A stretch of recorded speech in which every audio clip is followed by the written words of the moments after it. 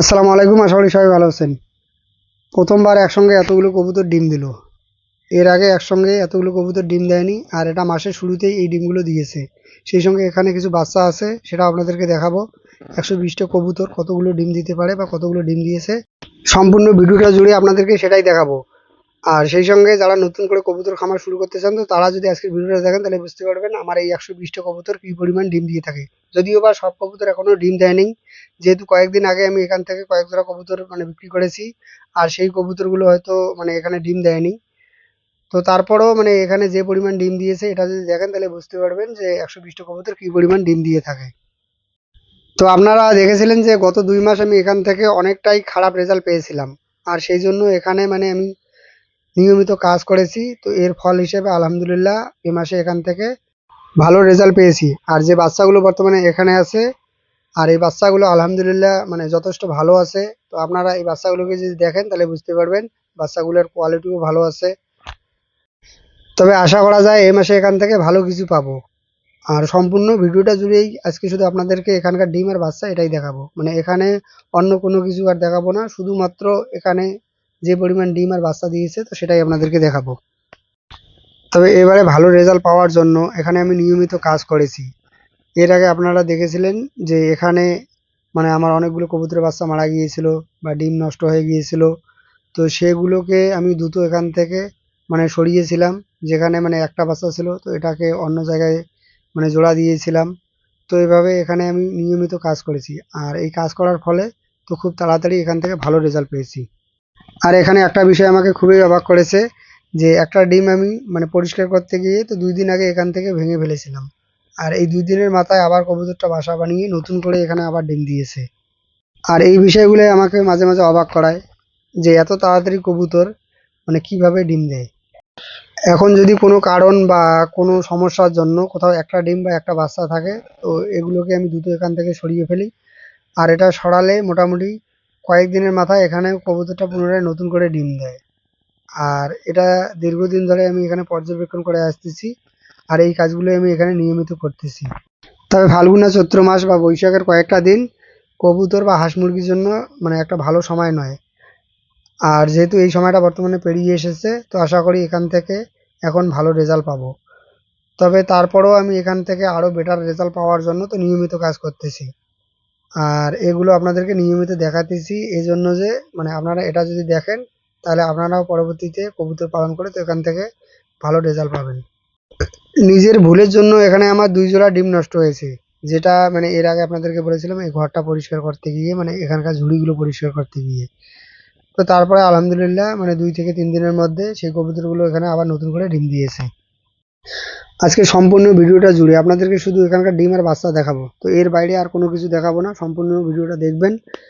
আর এটা দেখলে বুঝতে পারবেন যে কবুতর পালন করে তো এখান থেকে কী রকম রেজাল্ট পেতে পারেন।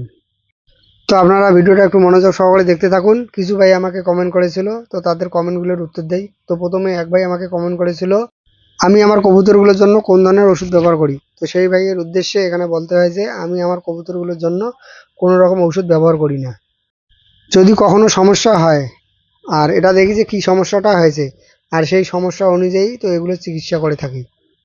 সাধারণত আমার এই কবুতরগুলোর খুব একটা বেশি সমস্যা হয় না, তো বছরে হয়তো এক আধটা কবুতরের সমস্যা হতে পারে। তো সেই সমস্যা অনুযায়ী এগুলোকে চিকিৎসা দিয়ে থাকি। তো আলহামদুলিল্লাহ উপর আল্লাহর অশেষ রহমতে তো এতেই আমার কবুতরগুলো সারা বছর ধরে ভালো থাকে, সুস্থ থাকে। তো আপনাদেরকে ঔষধের বিষয়ে কোনো রকম পরামর্শ দিতে পারবো না, যেহেতু আমি আমার এই কবুতরগুলোর জন্য কোনো রকম ওষুধের ব্যবহার করি না। ওষুধ ছাড়াই আমি আমার এই কবুতরগুলোকে পালন করে থাকি। কোনো রকম ভিটামিন বা ঔষধ আমি আমার এই কবুতরগুলোর জন্য ব্যবহার করি না। তো আপনারাও আমার মতো করে কবুতরগুলো যদি পালন করতে পারেন, তাহলে বিনা ওষুধ বা বিনা চিকিৎসায় আপনারা আপনাদের কবুতরগুলোকে ভালো রাখতে পারবেন, সুস্থ রাখতে পারবেন। যখন বিনা ওষুধে কবুতরকে সুস্থ রাখা যায়, তখন কেন ওষুধ কিনে তো সময় নষ্ট করব। তো আপনারা আমার মতো একটু ধৈর্য ধরে কবুতরগুলোকে লালন পালন শিখুন। তাহলে বিনা ওষুধে বিনা চিকিৎসায় তো আপনারা আপনাদের কবুতরকে সারা বছর ধরে সুস্থ রাখতে পারবেন, বা সারা বছর ধরে বিনা ওষুধে আপনারা আপনাদের কবুতরগুলোকে পালন করতে পারবেন। আর এক ভাই আমাকে কমেন্ট করেছিল, আর আমার কাছ থেকে জানতে চেয়েছিল যে তার কবুতর আছে, কবুতর ডিম দেয়, কিন্তু ডিম দেওয়ার পরে তাপও দেয়, কিন্তু তাপ দেওয়ার পরও ডিমের ভ্রূণ আসে না, মানে ডিম জমে না। তো এর কারণ হিসেবে আমার কাছ থেকে জানতে চেয়েছিলেন। যদি আপনাদেরও এরকম সমস্যা হয়ে থাকে তাহলে কি করবেন? তো প্রথম অবস্থায় যেটা করবেন সেটা হলো এখানকার মেলটাকে চেঞ্জ করে দিবেন, মানে জোড়াটাকে প্রথম অবস্থায় ঠিক করে দিবেন। আর এটা করে মানে ২-১ বার দেখবেন। যদি তারপরও ডিম না জমে তো সেক্ষেত্রে যেটা করবেন, মানে এখানকার যে পাইরিটা আছে, এক কথায় ফিমেলটা আছে, তো এটাকেও আপনারা চেঞ্জ করে দিবেন। মানে এক কথায় এই জোড়াটাকে আপনারা বাতিল করে দিবেন। আর এক ভাই কমেন্ট করেছিল আর আমার কাছ থেকে জানতে চেয়েছিল তার কবুতর নরম অর্থাৎ খোসা ছাড়া ডিম দিয়ে থাকে। তো করণীয় কি? তো আপনাদেরও কবুতর যদি খোসা ছাড়া বা নরম ডিম দিয়ে থাকে তো সেক্ষেত্রে মানে কি করবেন? এটা সাধারণত হয় ক্যালসিয়াম বা পুষ্টির অভাবে। তো যারা আবদ্ধভাবে কবুতর পালন করে তাদের ক্ষেত্রে এই সমস্যাটা বেশি হয়ে থাকে। আর যারা কবুতরকে ছেড়ে পালন করে তো তাদের ক্ষেত্রে এই সমস্যাটা হয় না। তো আজ পর্যন্ত যতদিন থেকে আমি আমার এই কবুতরগুলো পালন করতেছি, তো এ পর্যন্ত আমার এখানে কোনো কবুতর এমন নরম বা খোসা ছাড়া ডিম দেয়নি। তো ছেড়ে কবুতর পালন করলে তো যত ধরনের যে মানে এক্সট্রা পুষ্টিগুলোর প্রয়োজন হয়, মানে খাবার ছাড়াও যে কবুতরের এক্সট্রা মানে ক্যালসিয়াম বা পুষ্টির দরকার হয়, তো সেগুলো প্রাকৃতিকভাবে এই কবুতরগুলো খেয়ে থাকে। তো এর ফলে কবুতরগুলো ভালো থাকে, সুস্থ থাকে। তো যারা আবদ্ধভাবে এই কবুতরগুলো পালন করবেন তারা মানে কবুতরকে সঠিক খাবার, সঠিক পুষ্টি, সঠিক ক্যালসিয়াম তো এগুলো নিয়মিত দিবেন। তাহলে হয়তো আপনাদের কবুতরের সমস্যার সমাধান হতে পারে। আর এক ভাই কমেন্ট করেছিল আর এটা জানতে চেয়েছিল যে সেই ভাই যতবারই কবুতর লাগায় তো ততবারই তার কবুতর রানীক্ষেতে মারা যায়। মানে কয়েক ধাপে কবুতর লাগিয়েছিল। তো যতবারই এই কবুতরগুলো লাগিয়েছিল ততবারই এই কবুতরগুলো রানীক্ষেতে মারা গিয়েছিল। মূলত আবদ্ধভাবে কবুতর পালন করলে তো এই রানীক্ষেতের সমস্যাটা হয়।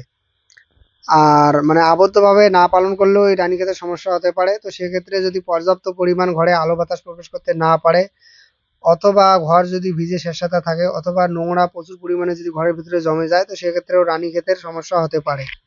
চেষ্টা করতে হবে কবুতরগুলোকে সবসময় ছেড়ে পালন করতে। যদি সম্ভব না হয় তো সেক্ষেত্রে যেটা করতে হবে, পর্যাপ্ত পরিমাণ যেন ঘরের ভেতরে আলো বাতাস প্রবেশ করতে পারে, অর্থাৎ বাতাস একদিক থেকে ঢুকে যেন অন্য দিক দিয়ে বেরিয়ে যেতে পারে, তো সেই ব্যবস্থা ঘরের মধ্যে করতে হবে।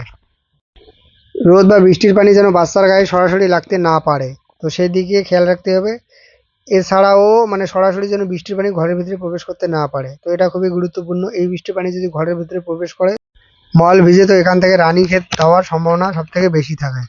সবসময় চেষ্টা করবেন ঘরটাকে পরিষ্কার পরিচ্ছন্ন রাখা আর জীবাণুমুক্ত রাখা। এই ঘরেও আমার কয়েক জোড়া কবুতর ডিম দেয়, তো এখানকার কালকে আমি একটা বাচ্চা বিক্রি করে দিয়েছি। আর হয়তো ২-১ দিনের মধ্যে মানে এখানকার কবুতরগুলো ডিম দিবে। তবে এখানে ২ জোড়া কবুতর আমার নতুন করে ডিম দিয়েছে। তো এর মধ্যে এক জোড়া কবুতরের বাচ্চা এর আগে আপনাদেরকে দেখিয়েছিলাম যেটা ঝুড়িতে দিয়েছিল। তবে সেই বাচ্চা দুটোই মারা গিয়েছে। আর এখানে এখন যে দেখতে পাচ্ছেন তো এটা নতুন কবুতর এখানে আবার ডিম দিয়েছে। আজকে এ পর্যন্ত। ভালো থাকুন, সুস্থ থাকুন। আসসালামু আলাইকুম।